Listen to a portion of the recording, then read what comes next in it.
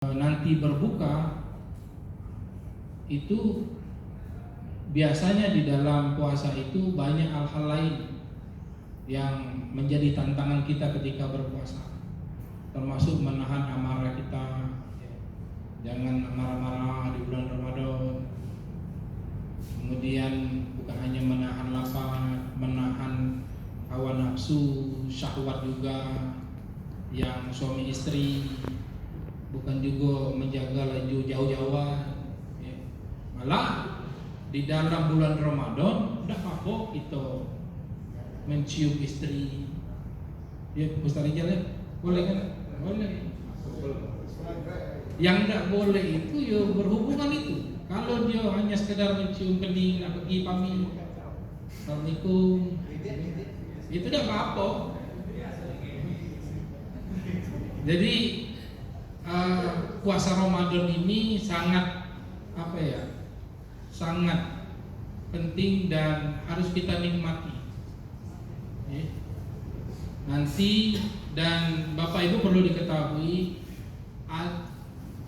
ada momen dan saat-saat di mana doa orang berpuasa itu terkabul. Satu, di mana di saat antara setelah sahur sampai menjelang azan subuh. Yang kedua adalah momen di mana menunggu saat-saat yang namanya berbuka puasa. Nah, di situ maka jangan dilupakan yang namanya berdoa, istighfar, minta ampunan kepada Allah di dalam setiap kegiatan kita sehari-hari. Jadi yang pertama,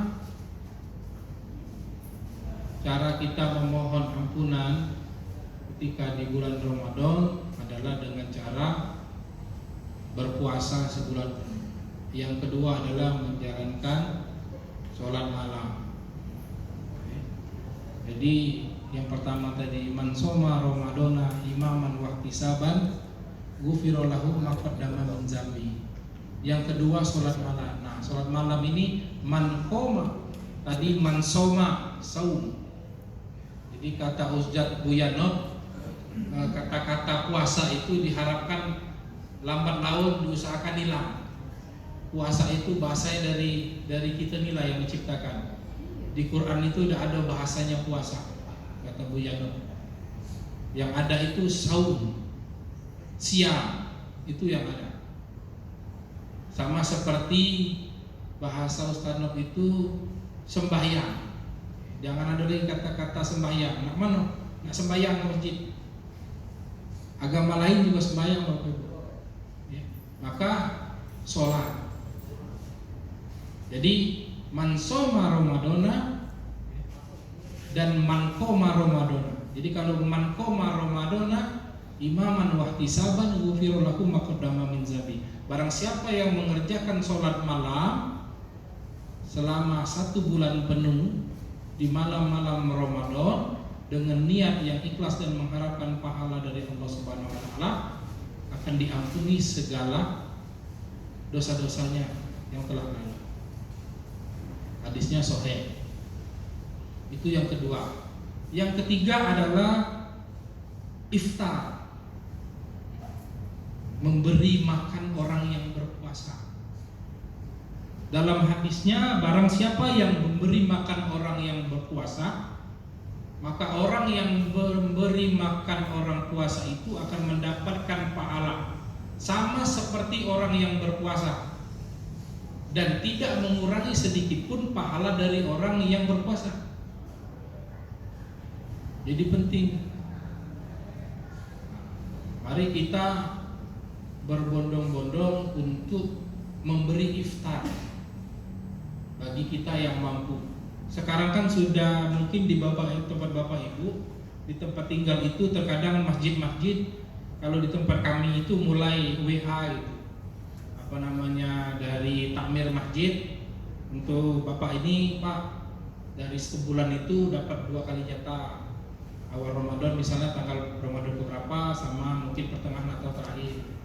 Ya apa saja, dia tidak menetapkan banyak iftar dan apa yang iftar yang diberikan, tetapi keikhlasan kita memberikan iftar itu, memberikan makan orang yang berpuasa itu sungguh besar pahalanya, walaupun dia orang yang tidak berpuasa. Itu yang ketiga. Kemudian yang keempat adalah menggapai malam Lailatul Qadar. Nah, ini tidak semua orang yang mendapatkan malam-malam ini, hanya orang-orang tertentu. Kalau di tempat kita masing-masing yang masjidnya aktif, saya kira itu banyak kegiatan-kegiatan yang dilakukan oleh masjid itu, terutama bermalam di masjid, ihtikaf 10 hari sebelum menjelang Idul Fitri. Itu banyak orang-orang yang iktikaf di masjid. Ya, apa yang dilakukannya di masjid, ya melakukan ibadah, sholat malamnya, kemudian paling menghatamkan Quran, kemudian berzikir. Itu cara kita untuk menggapai ampunan di bulan Ramadan. Jadi malam Lailatul Qadar itu tidak semua orang yang mendapatkan malam itu, hanya orang-orang yang tertentu. Dan malam-malam itu bahkan tidak semua orang mengetahui kalau malam itu malam Lailatul Qadar. Ya. Inna anzalnahu fi Lailatul Qadar. Tahukah kamu malam Lailatul Qadar itu? Lailatul Qadri khairum min alfi syahr. Pada malam itu diturunkannya malaikat-malaikat. Tanazzalul malaikatu warruhu fiha biizni rabbihim min kulli am. Jadi pada malam-malam itu, malam yang tenang, sejuk, langitnya kemerah-merahan, pada malam itu turunnya malaikat-malaikat,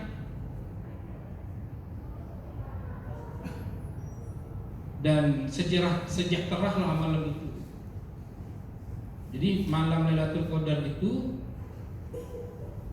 datangnya 10 hari pada malam-malam terakhir di bulan Ramadan. Nah, 10 malam itu, dan terdapat keterangan di situ malam-malam ganjil 9, 7, 5, 3, dan itu kita tidak ketahui. Dan biasanya yang mendapat itu orang yang senantiasa melakukan kegiatan di masjid ataupun iktikaf, walaupun tidak mesti di masjid, di rumah. Jadi walaupun tidak ke masjid, di rumah. Artinya dia di malam-malam 10 malam-malam terakhir itu dia lebih mengencangkan lagi tali-tali kegiatan ibadah dia. Tidurnya dikurangi malam. Baca Qurannya lebih banyak di malam hari. Kegiatan-kegiatan lain malah dia orang tidur dia berzikir. Nah, itu memang berat Bapak Ibu. Yang seperti itu berat. Tidak semua kita, termasuk saya juga, yang orangnya tidur, orang lain tidur, kita zikir malam-malam. Jangan kuat ego, dia satu orangnya ngapo wong sebelah rumah. Jadi malam Lailatul Qadar juga salah satu cara kita menggapai ampunan dari Allah Subhanahu wa taala. Kemudian yang terakhir adalah cara kita berzikir dan berdoa. Nah, zikir dan doa ini Bapak Ibu penting. Karena zikir dan doa inilah cara kita meminta ampun kepada Allah, meminta pertolongan kepada Allah dalam setiap kegiatan kita, melakukan kegiatan sehari-hari. Maka bagi orang-orang yang senantiasa berzikir dan istighfar, itu dianjurkan ketika lagi menjalankan puasa. Banyak-banyaklah berzikir, kemudian beristighfar ketika menjalankan puasa, termasuk ketika sahur. Karena tadi Doa-doa yang mustajab itu diantaranya adalah ketika kita pada saat setelah sahur sampai ke azan subuh, dan saat-saat kita menunggu buka puasa sekarang ini. Jadi berzikir subhanallah di dalam hati saja, karena itu salah satu yang menjadi cara kita memohon ampunan kepada Allah di dalam bulan Ramadan. Jadi karena di dalam surat Al-Kahfi ayat 60 kata Allah, berdoalah kamu kepadaku, niscaya akan kuperkenankan bagimu.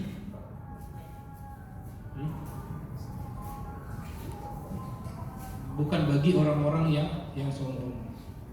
Jadi terkait dengan ini, Bapak Ibu sekalian yang saya hormati, kita tentunya di dalam bulan Ramadan masih banyak kegiatan di sana sini.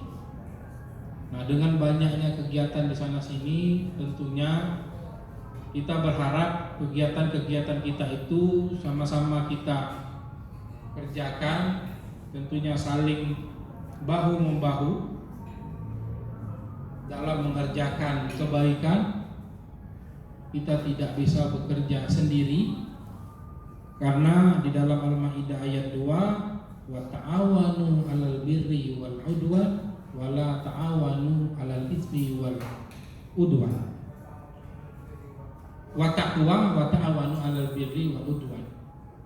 Saling tolong menolonglah kamu dalam kebaikan, janganlah kamu saling tolong menolong dalam keburukan.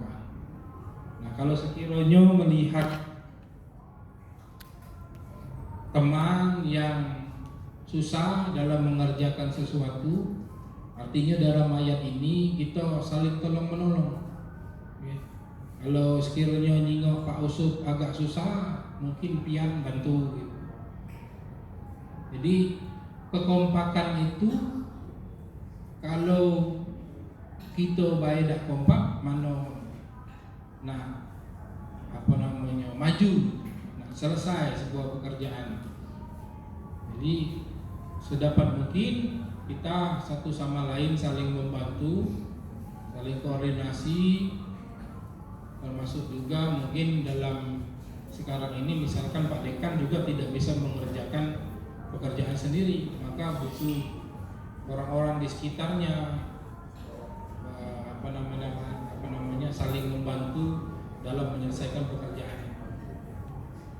Baik Bapak Ibu sekalian yang saya hormati, terakhir tentunya dalam Ramadan ini kita juga dituntut untuk memberikan sedikit harta kita.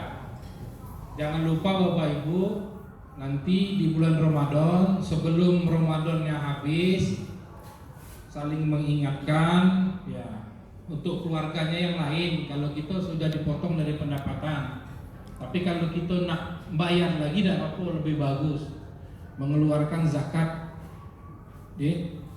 fitrah yang wajib kita keluarkan masing-masing.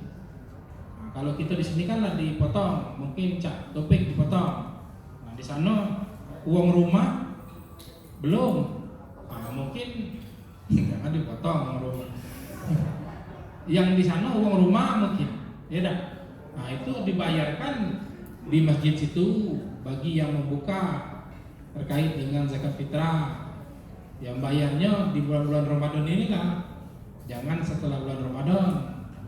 Kalau sudah di bulan Ramadan itu bukan zakat lagi, namanya infak, sedekah. Nah itu. Jadi ada hal-hal yang memang harus kita pahami dengan hal itu.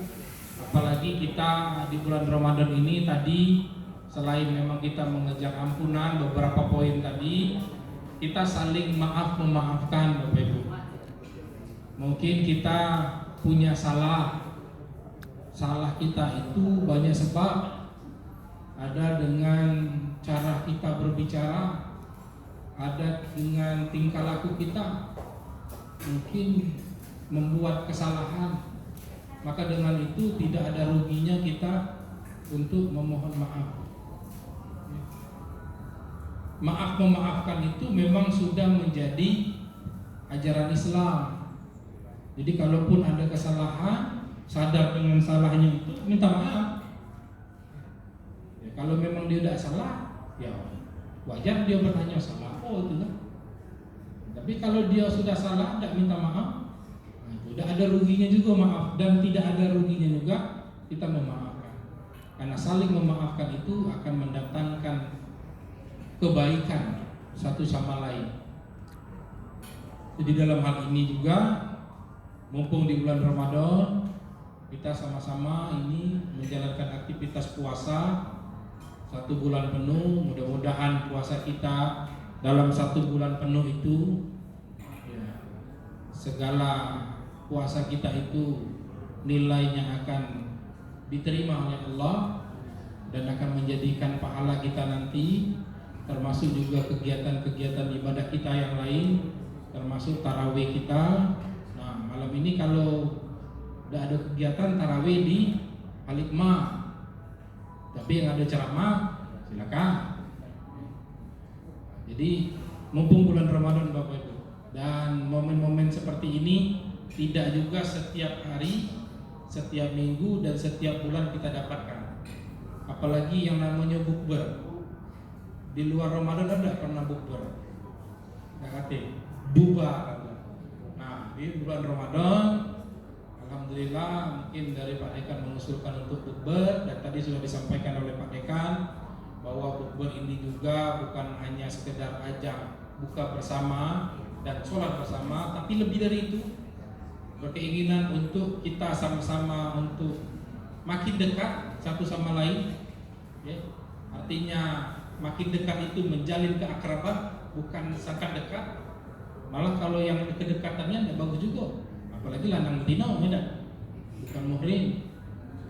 Jadi untuk mendekatkan diri kita satu sama lain, agar kita lebih akrab, lebih bisa memahami sifat satu sama lain, agar kedepannya bisa sama-sama membangun fakultas hukum, tentunya untuk lebih baik lagi. Ya tidak kalah, tidak ada saya kira di antara kita ini yang punya niatnya merobohkan fakultas hukum atau membuat rusak fakultas hukum, mungkin tidak ada niat. Cuman mungkin ya namanya kelemahan dari setiap manusia, ada-ada saja ya kesalahan atau kekurangan kita dimaklumi. Tapi dengan bagi yang mempunyai kekurangan atau telah melakukan kesalahan tadi, ya sudah sadarkan diri, ya kan, tidak mengulangi lagi kesalahan itu. Sekarang ini Bapak Ibu, yang perlu saya sampaikan juga, persaingan saya kira ke depan lebih hebat lagi, apalagi yang namanya dunia pendidikan. Saya juga melihat-lihat dan merasakan terkait dengan sekolah Muhammadiyah yang ada, apalagi sudah banyak lahir sekolah IT itu yang boleh kita lihat. Pertama, kalau nominal masuk sekolah IT itu besar dan orangnya minatnya banyak juga, masyarakat masukkan. Sedangkan kalau terkait dengan biaya kita lumayan cukup murah seperti itu kan. Nah, tinggal lagi bagaimana kualitas Muhammadiyah, karena yang saya ketahui Muhammadiyah ketika itu beda dengan Muhammadiyah sekarang. Kalau saya sekolah dulu, Muhammadiyah itu sangat banyak sekali dikatakan. Jadi seperti di Balai Yuda itu wajar kalau sekolah itu macet, ya memang minat masyarakat ketika itu banyak. Tapi walaupun sekarang macet, saya kira dari jumlah siswa sudah berkurang. Nah ini ada apa? Nah ini berarti sama seperti pendidikan juga di sekolah perguruan tinggi. Ke depan kalau tidak benar-benar untuk sama-sama membangun fakultas hukum, artinya memang benar-benar kurang, merasa memang kurang, yang lebih jangan juga sombong, seperti kan, saling membantu satu sama lain untuk membangun fakultas hukum. Saya kira fakultas hukum akan tetap tegak dan berkembang sampai kapanpun.